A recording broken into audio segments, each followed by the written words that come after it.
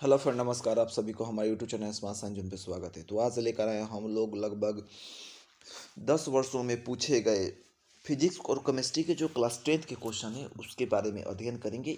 उसका केवल objective question देखेंगे। तो चलिए बिना देरी किए हम लोग देखते हैं पहला क्वेश्चन। पहला क्वेश्चन क्या कर रहा है? पहला क्वेश्चन कह रहा है कि विद्युत धारा उत्पन्न करने की युक्ति को क्या कहते हैं। तो विद्युत धारा जो उत्पन्न करता है इस युक्ति को हम लोग जनित्र कहते हैं। क्या कहते हैं? जनित्र। इसका ऑप्शन नंबर जो होगा फर्स्ट हो जाएगा। हम लोग इसमें क्वेश्चन को तेजी से करने का प्रयास करेंगे और इसमें केवल हम लोग फिजिक्स और केमिस्ट्री के ही क्वेश्चन करेंगे। और अगले वीडियो में अगर हम लोग कोशिश करेंगे कि हम लोग बायोलॉजी के क्वेश्चन को भी कर लें। तो चलिए दूसरा क्वेश्चन देखते हैं कि आधुनिक आवर्त सारणी में तत्वों का वर्गीकरण का आधार क्या है। देखिए, आधुनिक आवर्त सारणी हेनरी मोसले ने बनाया था। किसने बनाया था? आधुनिक आवर्त सारणी हेनरी मोसले ने बनाया था इस आवर्त सारणी को। और इस आवर्त सारणी का वर्गीकरण का जो आधार था वो परमाणु संख्या। अभी हम लोग जो आवर्त सारणी पढ़ते हैं ये आधुनिक आवर्त सारणी है और ये परमाणु संख्या के आधार पर सजाया गया था। जबकि न्यूलैंड्स ने या मेंडलीफ की आवर्त सारणी जो पुराने वाले आवर्त सारणी है उस आवर्त सारणी को परमाणु द्रव्यमान के आधार पर सजाया गया था। तो ये परमाणु संख्या के आधार पर सजाया गया, इसलिए इसका ऑप्शन हो जाएगा फर्स्ट। आगे क्वेश्चन कर रहा है कि खाद्य पदार्थ के डिब्बों पर जिंक के बजाय टीन के लेप चढ़ाया जाता है। क्यों? क्योंकि टीन के अपेक्षा जिंक जो होता है ना अधिक क्रियाशील होता है। टीन के अपेक्षा जिंक जो होता है अधिक क्रियाशील होता है। आगे क्वेश्चन क्या कर रहे हैं? सेंटीमीटर हमारा वैल्यू हमको मिल रहा है, तो 1 मीटर बराबर 100 सेंटीमीटर। तो इसका ऑप्शन नंबर हो जाएगा हम लोग का, इसका ऑप्शन नंबर हो जाएगा सी। क्यों सी हो जाएगा इस पर भी हम लोग बात कर लेते हैं।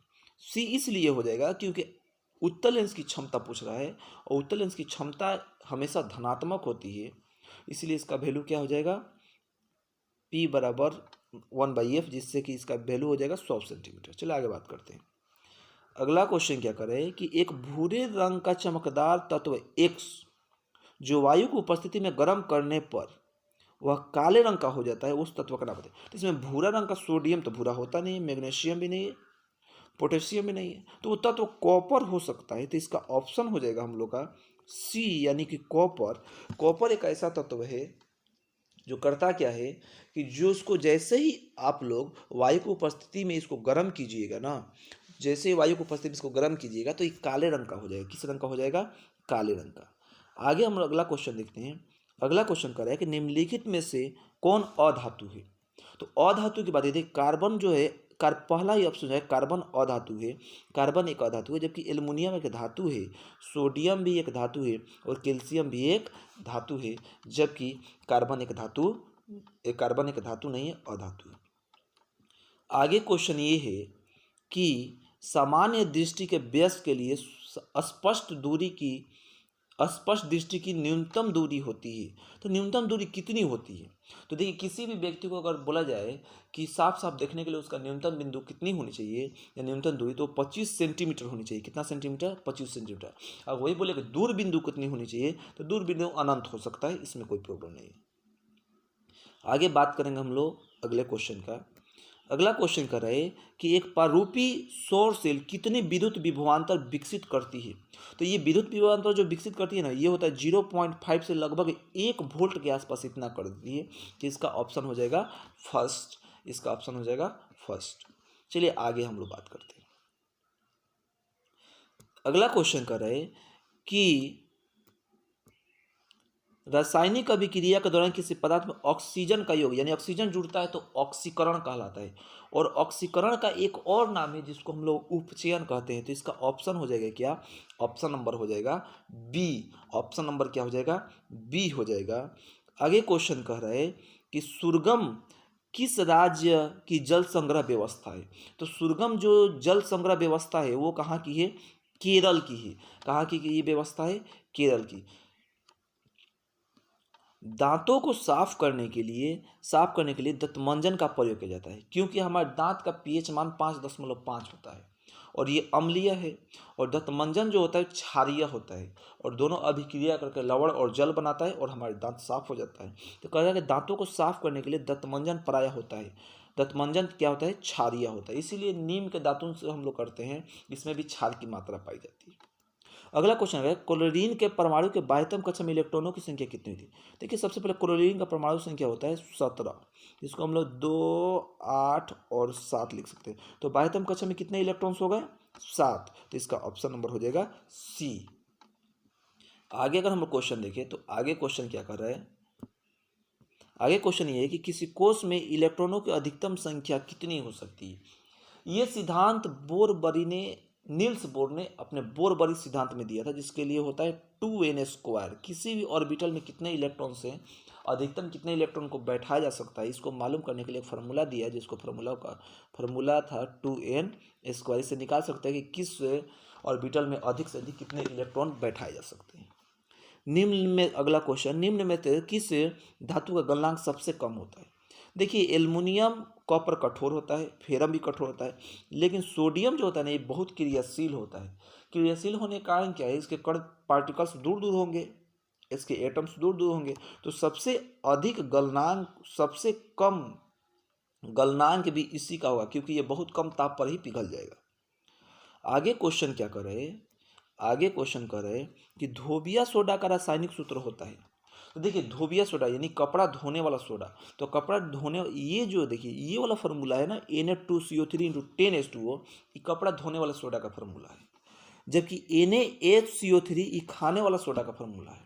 इसको कहते हैं सोडियम बाइकार्बोनेट, इसको कहते हैं सोडियम कार्बोनेट, और ये होते हैं कैल्शियम हाइड्रोक्साइड चूना जल का फार्मूला। और एक ऑप्शन दिया है इनमें से कोई नहीं। का धोबिया सोडा का फार्मूला क्या होगा, धोबिया सोडा का जो फार्मूला होगा ऑप्शन नंबर हो जाएगा बी। ऑप्शन नंबर क्या हो जाएगा, बी हो जाएगा। आगे अगर हम क्वेश्चन की बात करें तो प्रकाश वायुमंडल में प्रकाश का कौन सा रंग अधिक प्रकीर्णित होता है। तो ये तो अभी हम थोड़ा देर पहले कहते हैं, इसमें नीले रंग का प्रकीर्णन सबसे अधिक होता है। अतिभारण के समय विद्युत परिपथ में विद्युत धारा का मान, अतिभारण के समय यानी कि जब ओवरलोडिंग होता है, तो ओवरलोडिंग होते समय क्या होता है, तो विद्युत धारा का मान जो होता है ना बहुत अधिक बढ़ जाता है, तभी ओवरलोड हो जाता है, और तार में शॉर्ट सर्किट यानी लघु पतन जैसी क्रियाएं होती है। तो ओवरलोडिंग होने से शॉर्ट सर्किट की संभावनाएं कम रहती है, लेकिन उससे जुड़े हुए उपकरण अधिक मात्रा में जल जाते हैं। तो इसका ऑप्शन हो जाएगा क्या, सी, कि जब भी अतिभारण का समय विद्युत परिपथ में विद्युत धारा का मान बहुत अधिक बढ़ जाता है। आगे क्वेश्चन की बात करते हैं हम लोग, तो अगला क्वेश्चन कर रहे हैं कि विद्युत आवेश का एसआई मात्रक क्या है। तो देखिए विद्युत आवेश का जो एसआई मात्रक है ना वो होता है आवेश का एसआई मात्रक कूलॉम। किसी इसका खोज कूलॉम नामक वैज्ञानिक ने किया था। इसका फॉर्मूला होता है Q=IT, इसका फॉर्मूला होता है। तो चलिए हम लोग आगे भी क्वेश्चन देखते हैं। अगला क्वेश्चन कर रहे हैं क्या, आगे क्वेश्चन ये है कि अवतल लेंस का आवर्धन क्या होता है। देखिए लेंस का फॉर्मूला होता है आवर्धन का m/h' या v/u। तो इसमें जो ऑप्शन होंगे वो देख लेंगे, क्योंकि लेंस का वैल्यू प्लस में होता है, उत्तल लेंस का वैल्यू दर्पण का माइनस में होता है। तो इसका अब v/u कौन सा ऑप्शन दिया हुआ है, तो ऑप्शन नंबर डी है, तो इसका ऑप्शन नंबर डी हो जाएगा। आगे क्वेश्चन देखते हैं। अगला क्वेश्चन कर रहा है दर्पण सूत्र क्या है। तो दर्पण सूत्र तो लगभग हर किसी को मालूम होना चाहिए, 1/f = 1/v + 1/u। तो इसको देखते हैं ये कौन सा ऑप्शन में दिया हुआ है, 1/f = 1/v + 1/u। ये तो पहला ही ऑप्शन हो जाएगा। अब ये अंतर ये है कि मैंने इधर लिख दिया है और यहाँ पे इधर लिखा गया है, तो उससे कोई फर्क नहीं होता है। चलिए टिंडल प्रभाव, टिंडल प्रभाव में क्या होता है, तुम लोगों ने देखे होंगे आप सब कि जब हम कोई दूध यदि किसी कांच के गिलास में रख देते हैं और उसमें अगर टॉर्च जलाए तो लगता है कि पूरा गिलास जहाँ तक दूध को रखा गया है सभी तरफ पूरी तरह प्रकाश फैल गया है। तो ये प्रकाश का फैलना प्रकाश का प्रकीर्णन कहलाता है। तो यानी टिंडल प्रभाव की बात कहीं पर भी करें ना तो आप तुरंत समझिए कि वो प्रकीर्णन की बात कर रहा है। तो ये प्रकाश का प्रकीर्णन होगा। जैसे एग्जाम्पल देखिए, एग्जाम्पल की हम बात कर ले थोड़ा। जैसे हमने बना दिया एक छोटा सा ग्लास, इसमें भर दिए ये पानी और यहाँ पर बना दिए हम एक टॉर्च। अब देखिए जैसे ही हम इसको यहाँ से प्रकाश इसमें निकलेगा ना तो ये प्रकाश को इस तरफ फैलाएगा और ये प्रकाश पूरे इस जहाँ तक ये जल इसमें होगा ये सॉरी दूध होगा, ये पूरे इस दूध के कण उसको पूरी तरह वहां तक इस प्रकाश को फैला देंगे। यही परिघटना प्रकाश का प्रकीर्णन कहलाता है, टिंडल प्रभाव कहलाता है। और ये टिंडल प्रभाव किस घटना पर निर्भर करता है? तो प्रकाश के प्रकीर्णन पर। देखिए अगला क्वेश्चन, कौन सा लेंस अभिसारी लेंस कहलाता है? देखिए उत्तल लेंस को अभिसारी लेंस कहते हैं। क्यों?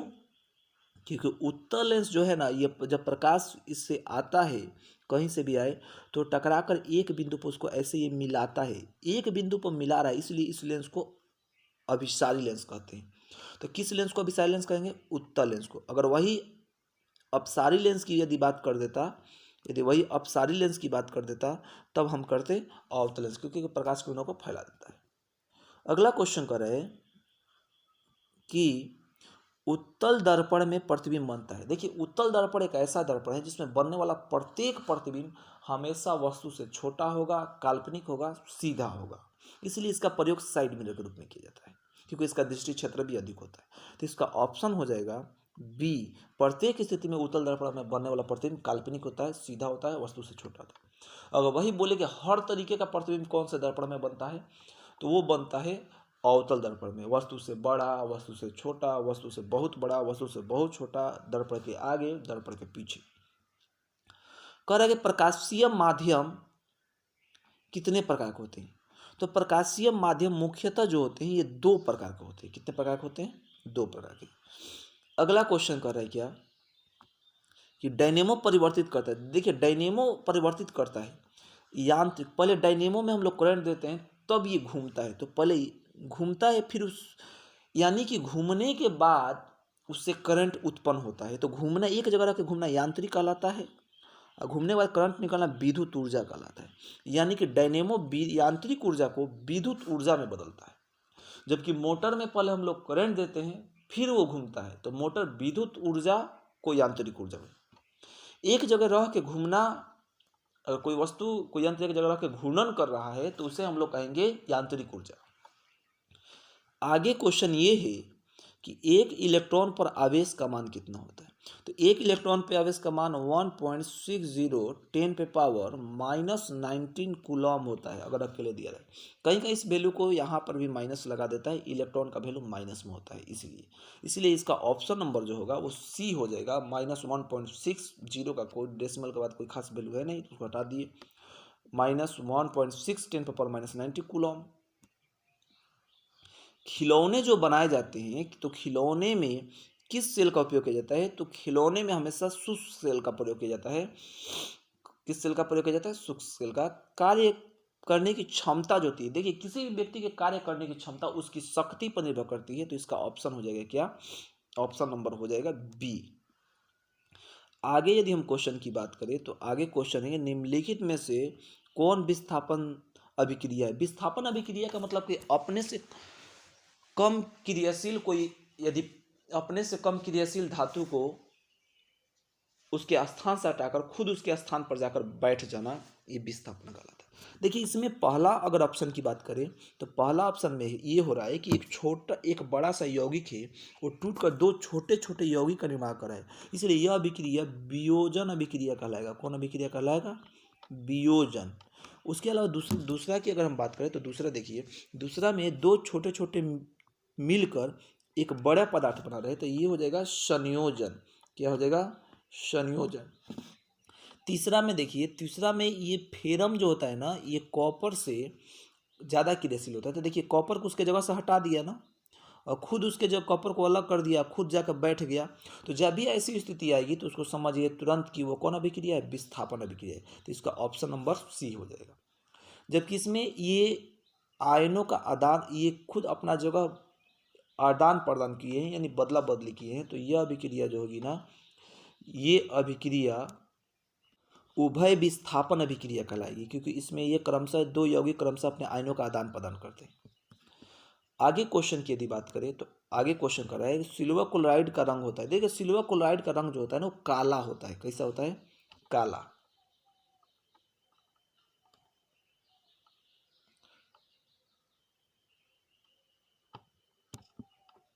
सिल्वर क्लोराइड का जो रंग होता है, सफ़ेद होता है। कैसा होता है? सफ़ेद होता है। कैसा होता है? सफ़ेद होता है। आगे हम लोग बात करते हैं अगले क्वेश्चन पे। अगला क्वेश्चन कर रहा है निम्नलिखित में से कौन सा लवण है? निम्नलिखित में से कौन सा क्या है? लवण है। तो देखिए लवण की बात हम पहले ही कर चुके हैं कि जिसमें ओ एच लास्ट में, सिंपल बोला जाता है, लास्ट में जिसके ओ एच लगा हो और शुरू में जिसके एच लगा हो उसको छोड़ दीजिए, जो बच गया वो लवण हो जाएगा। क्योंकि इसके शुरू में एच लगा है तो ये अम्ल है, हाइड्रोजन आयन है। इसके और इसके ओ एच लगा है तो ये क्या है? क्षारीय है। इसमें हाइड्रोक्साइड आयन है तो इसमें कुछ नहीं लगा है तो ये लवण हो जाएगा। नीला थोथा, अगला क्वेश्चन पूछ रहे हैं कि नीला तूती यानी नीला थोथा का अणु सूत्र क्या है? नीला थोथा का अणु सूत्र CuSO4 इंटू 5H2O होता है। तो इसका ऑप्शन हो जाएगा ये बोरेक्स का हो गया, ये आपका बोरेक्स का, ये नीला थोथा का हो गया, ये बोरेक्स का फॉर्मूला हो गया आपका, और ये जो आपका ये क्लोरोफॉर्म हो गया, क्लोरोफॉर्म। ये तो पोटेशियम हाइड्रोक्साइड है, इसकी बात ही नहीं करना। अब बात करते हैं हम लोग आगे गंधक। गंधक का परमाणु संख्या क्या है? गंधक यानी सल्फर, सल्फर की परमाणु संख्या होता है कितना? 16। सिलिकॉन का 14 होता है, फास्फोरस का 15, क्लोरीन का होता है 17। देखिए आगे क्वेश्चन की अगर बात करें तो आगे क्वेश्चन कर रहा है कि अधातु के ऑक्साइड होते हैं। देखिए अधातु के ऑक्साइड अम्लीय होते हैं। जब अगर किसी भी अधातु के साथ ऑक्सीजन लगा दिखा तो उसकी प्रकृति अम्लीय हो जैसे, लेकिन अगर धातु के साथ लगा दिख गया तो इसकी प्रकृति क्षारीय होती है। ये क्षारीय होगा, इसका pH मान हमेशा 7 से अधिक होगा। अ से अधातु और अ से अम्लीय, ऐसे भी इसको याद कर सकते हैं। अधातु के ऑक्साइड जो होते हैं अम्लीय होते हैं। इसका ऑप्शन हो जाएगा क्या? इसका ऑप्शन हो जाएगा हम लोग का बी। चलिए आगे क्वेश्चन की बात करते हैं।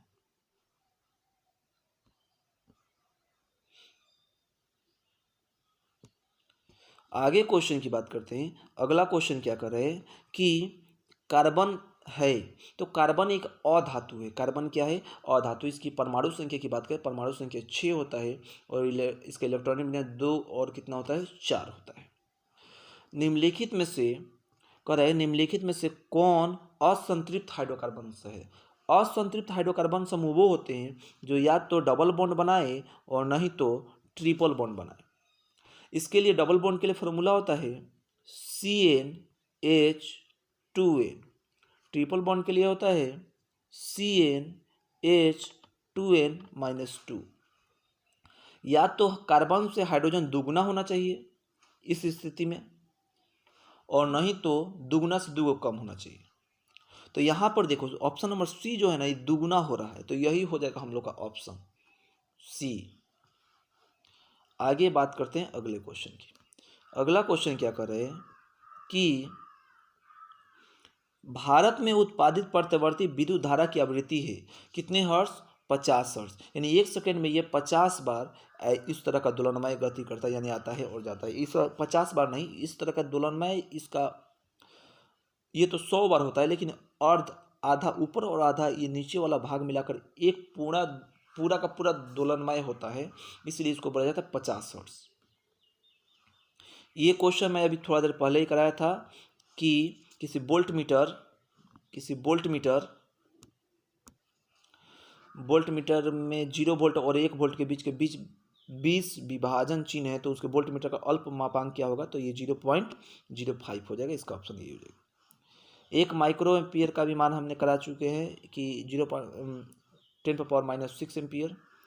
आगे यदि क्वेश्चन की बात करें तो ये भी क्वेश्चन करा चुके हैं कि किसी छड़ चुंबक के अंदर चुंबकीय क्षेत्र रेखाओं की दिशा क्या होती है? तो उत्तर से कहाँ की तरफ होती है? उत्तर से होती है दक्षिण की तरफ। उत्तरी ध्रुव से दक्षिण ध्रुव। घरेलू विद्युत परिपथ में उदासीन तार होता है, किस रंग का होता है? तो ये होता है उदासीन तार काले रंग का होता है। आगे इस क्वेश्चन को लगता है कि 2 पेज एक साथ लग गए हैं। आगे किसी युक्ति में विभक्त वलय दिक् परिवर्तक का कार्य करता है तो ये कौन काम करता है? दिशा बदलने का विभक्त वलय मोटर में लगे होते हैं, जबकि जनरेटर में सर्पी वलय विभक्त वलय दोनों लगे होते हैं जिसकी आवश्यकता पड़ती है। आगे क्वेश्चन कर रहा है कि जल विद्युत संयंत्र किस ऊर्जा को विद्युत ऊर्जा में बदलता है? तो ये स्थितिज ऊर्जा को, ये भी क्वेश्चन कराया जा चुका है। नरौरा नाभिकीय विद्युत संयंत्र किस राज्य में स्थित है? तो वो है उत्तर प्रदेश में है। बुझा हुआ चूना का फॉर्मूला क्या होता है? तो बुझा हुआ चूना का फॉर्मूला होता है CaOH का होल ट्वाइस। अब देखते हैं अगला पेज।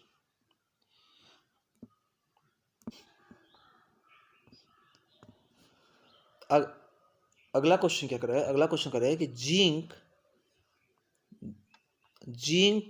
प्लस कॉपर सल्फेट जब अभिक्रिया करता है तो जिंक सल्फेट तथा कॉपर बनाता है। यह किस प्रकार की रासायनिक अभिक्रिया? देखिए जिंक जो होता है ना कॉपर से ज़्यादा क्रियाशील होता है, तो कॉपर को उसके जगह से विस्थापित करके खुद उसके जगह पर बैठ गया है। तो जब भी कोई यौगिक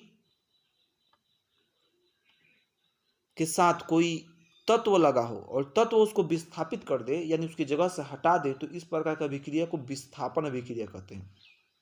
बात समझ में आई? इस तरह का अभिक्रिया कौन अभिक्रिया कहेंगे? विस्थापन अभिक्रिया। तो ऑप्शन नंबर इसके हो जाएंगे बी। अगला क्वेश्चन क्या कर रहा है, अगला क्वेश्चन कर रहा है कि कोई विलयन नीले लिटमस पेपर को लाल कर देता है, इसका पीएच मान संभवतः होगा। तो कोई भी विलयन नीले लिटमस पेपर को यदि लाल कर देता है तो इसके लिए एक याद रखिए आप लोग ट्रिक, अनील, अ से अम्ल, नी से नीला और ल से लाल, यानी अम्ल नीले लिटमस पेपर को लाल करता है, यानी वो पदार्थ में मालूम चल गया क्या है, वो अम्ल है। तो अम्ल का पीएच मान हमेशा 7 से कम होगा। इसमें 7 से कम कौन कौन से? ये तो 7 है, ये 10 है, ये 8 है, यानी ऑप्शन नंबर ए हो जाएगा इसका आंसर कि इसका पीएच मान हमेशा 7, इसका पीएच मान 7 से कम है। कह रहा है कि ऑक्जेलिक जो अम्ल है प्राकृतिक स्रोत निम्नलिखित में से कौन सा है? ऑक्जेलिक अम्ल हमें कहां से प्राप्त होता है? अरे ऑप्शन नंबर हो जाएंगे कितना? ऑप्शन नंबर हो जाएंगे हमारे बी। ऑप्शन नंबर हो जाएगा बी, घटेगा। चलिए आगे बात करते हैं हम लोग अगले क्वेश्चन की। अगला क्वेश्चन क्या कर रहा है कि आधुनिक आवर्त सारणी में कितने ऊर्ध्व स्तंभ है, यानी कि कॉलम की संख्या कितनी है, वर्ग की संख्या कितनी है? तो वर्गों की संख्या होती है 18। अगर वही पूछते हैं आवर्तों की संख्या, तो आवर्तों की संख्या हो जाती है कितनी? 7 हो जाती है। आवर्तों की संख्या कितनी हो जाती? 7 हो जाती। चलिए आगे हम लोग क्वेश्चन देखते हैं। आगे क्वेश्चन क्या कर रहे हैं कि एक छात्र जांच परखनली को लिए गए सोडियम बाइकार्बोनेट को तनु विलयन में सार्वभौमिक सूचक के कुछ बूंद मिला देते हैं, तो निम्नलिखित में से कौन सा रंग? देखिए जब भी सोडियम बाइकार्बोनेट के तनु विलयन में सार्वभौमिक सूचक मिलेगा तो उसका रंग नीला हो जाएगा। कैसा हो जाएगा? नीला हो जाएगा। आगे क्वेश्चन का, जब मैग्नीशियम के फीते को जलाया जाता है तो उसे आग उत्पन्न लौ होती है हल्के नीले रंग की। किस रंग की? हल्के नीले रंग की होती है। आगे क्वेश्चन देखते हैं। आगे क्वेश्चन क्या कर रहा है कि एक जांच परखनली में लिए गए विलयन में एक लोहे के कील को डुबाया, आधे घंटे के बाद देखा गया कि विलयन का रंग परिवर्तित हो चुका है। उस जांच परखनली में विलयन था। देखिए तो ये क्वेश्चन बहुत बार को रिपीट किया है कि कॉपर सल्फेट के विलयन में जब लोहे के छड़ को डाला जाता है उसका रंग बदल जाता है, तो इसीलिए इसका ऑप्शन हो जाएगा बी, कॉपर सल्फेट। आगे क्वेश्चन यदि हम देखें तो आगे क्वेश्चन की यदि बात करें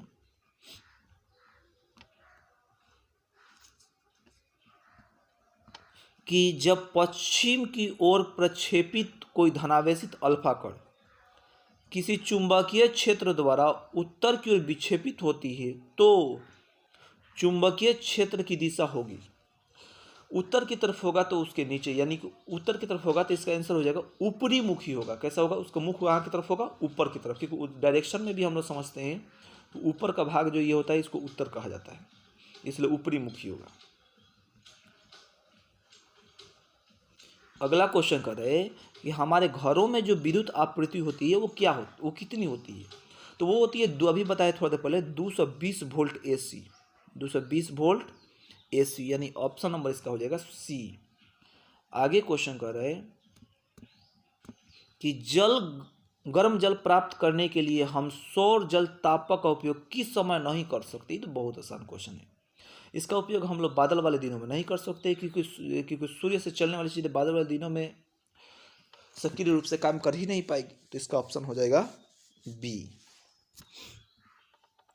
चलिए इसमें बहुत सारे क्वेश्चन है लेकिन हम लोग इतना ही क्वेश्चन करके इसको छोड़ देते हैं, क्योंकि अगर आगे आप लोग चाहते हैं कि और भी क्वेश्चन किया जाए तो कमेंट बॉक्स में इसको जरूर बताएं और पूरा का पूरा इस वीडियो को देखने का प्रयास कीजिएगा।